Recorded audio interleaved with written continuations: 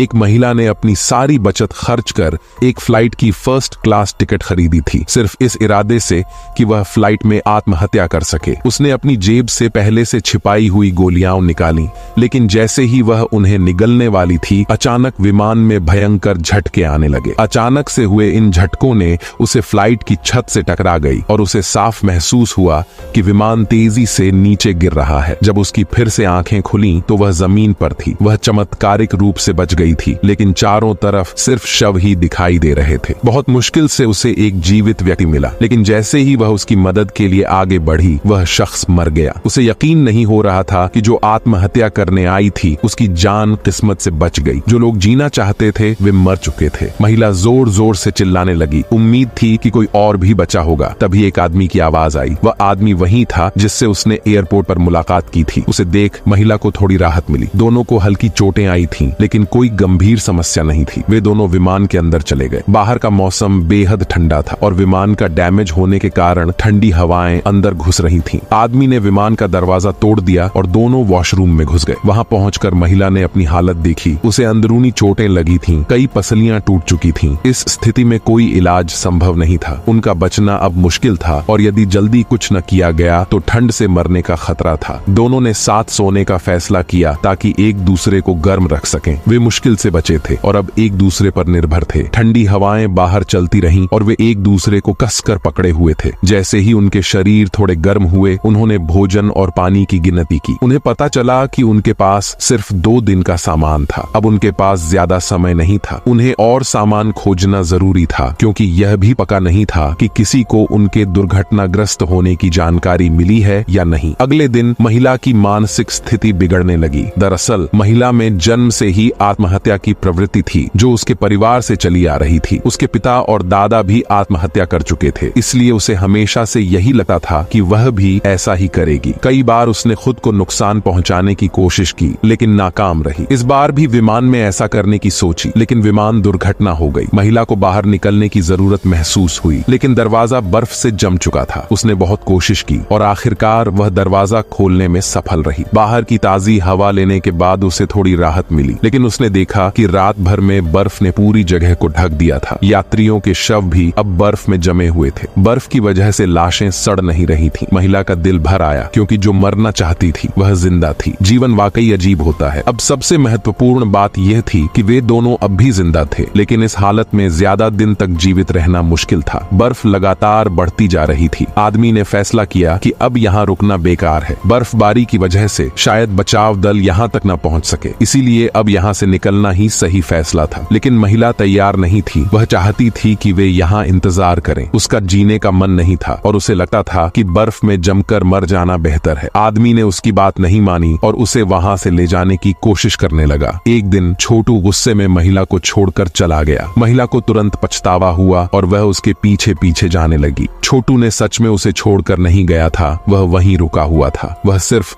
दुर्घटना में मारे गए लोगों को देखकर दुखी था। उसे एहसास हो रहा था कि मौत कितनी करीब है। अगर उसकी किस्मत अच्छी न होती तो वह भी उन लोगों के साथ होता। वे दोनों बर्फीले पहाड़ों पर चलते रहे, लेकिन किसी भी इंसान का कोई निशान नहीं मिला। छोटू समझ गया कि इस तरह के माहौल में जीवित रहना मुश्किल है, इसलिए उन्हें पहाड़ से नीचे उतरना होगा। महिला डरने लगी और वापस लौटने की बात करने लगी। इस पर छोटू ने उसे चिढ़ाते हुए कहा कि मरने की बात करने वाली अब डर रही है। आखिरकार छोटू ने उसे नीचे उतरने के लिए मना लिया। दोनों ने बिना किसी सुरक्षा के हाथों से पहाड़ पर चढ़ाई शुरू कर दी। ये बेहद खतरनाक था और जरा सी चूक से उनकी जान जा सकती थी। शुरुआत में सब कुछ ठीक चल रहा था, लेकिन फिर एक बड़ी चट्टान ने उनके रास्ते को रोक दिया। वे दोनों घबरा गए, क्योंकि पीछे मुड़ने का मतलब और भी ज्यादा खतरे में पड़ना था। अब उनके पास बस एक ही रास्ता बचा था, कूद जाना। छोटू ने पहले कूदने का फैसला किया ताकि महिला को यकीन हो सके। छोटू को सुरक्षित देखकर महिला ने भी हिम्मत जुटाई और कूद गई। नीचे एक पेड़ की मदद से वे दोनों सुरक्षित बच गए, हालांकि कुछ चोटें आईं। थोड़ा आराम करने के बाद वे आगे बढ़े और एक बार फिर बर्फीले पहाड़ों में पहुंच गए। रास्ते में छोटू ने एक गुफा देखी, लेकिन जैसे ही वे अंदर जाने वाले थे उन्हें एक भयानक मंजर दिखा, हिमस्खलन। महिला को चेतावनी देने का छोटू ने पूरा प्रयास किया, लेकिन हिमस्खलन की गति इतनी तेज थी कि वे दोनों उसके अंदर दब गए। न जाने कितना समय बीत गया। छोटू ने होश में आते ही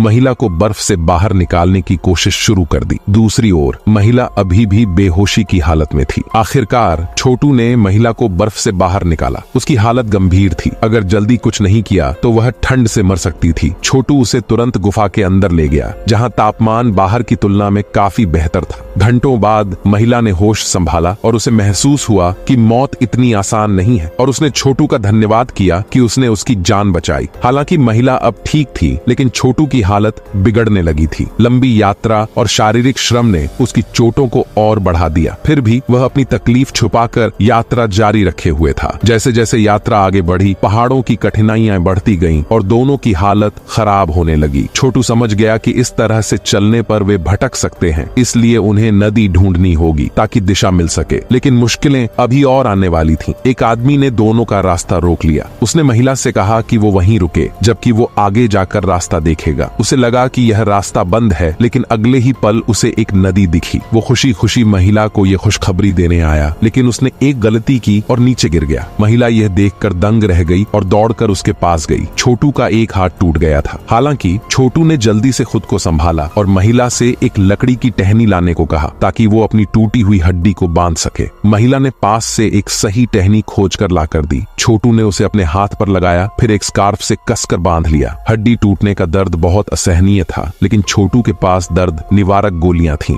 जो भले ही एनेस्थीसिया जैसी असरदार नहीं थीं, लेकिन कुछ हद तक दर्द को कम कर सकती थीं। छोटू की हालत अब इतनी गंभीर थी कि उसे तेजी से चलना मुश्किल हो रहा था। महिला ने उसका सहारा लिया और धीरे धीरे आगे बढ़ने लगे। खुशकिस्मती से छोटू की टांग नहीं टूटी थी, जिससे वे आगे बढ़ते रहे। समय के साथ दोनों के बीच एक भावनात्मक रिश्ता बनने लगा, लेकिन छोटू की हालत बिगड़ने लगी। अब उसके मुंह से खून निकलने लगा था और उसका पेट गहरे नीले रंग का हो गया था। छोटू नहीं चाहता था कि उसकी वजह से महिला को कोई परेशानी हो। उसने महिला से कहा कि वो जिंदा रहे और अपनी जिंदगी को जीने का प्रयास करे, मरने का ख्याल छोड़ दे, क्योंकि दुनिया में जीने के लिए बहुत कुछ है। उसकी बात सुनकर महिला फूट फूट कर रोने लगी। छोटू ने महिला को सारी दर्द निवारक गोलियां देकर कहा कि वो उसे जल्द से जल्द बचाने के लिए किसी को बुलाए। महिला को अलविदा कहने के बाद छोटू समझ गया कि उसकी हालत ऐसी नहीं है कि वो बचाव दल का इंतजार कर सके। यह विदाई अंतिम विदाई थी। महिला भी नहीं जानती थी कि वो इस विशाल पर्वत से बचकर निकल पाएगी या नहीं। महिला लगातार चलती रही, लेकिन 3 दिन से बिना खाना खाए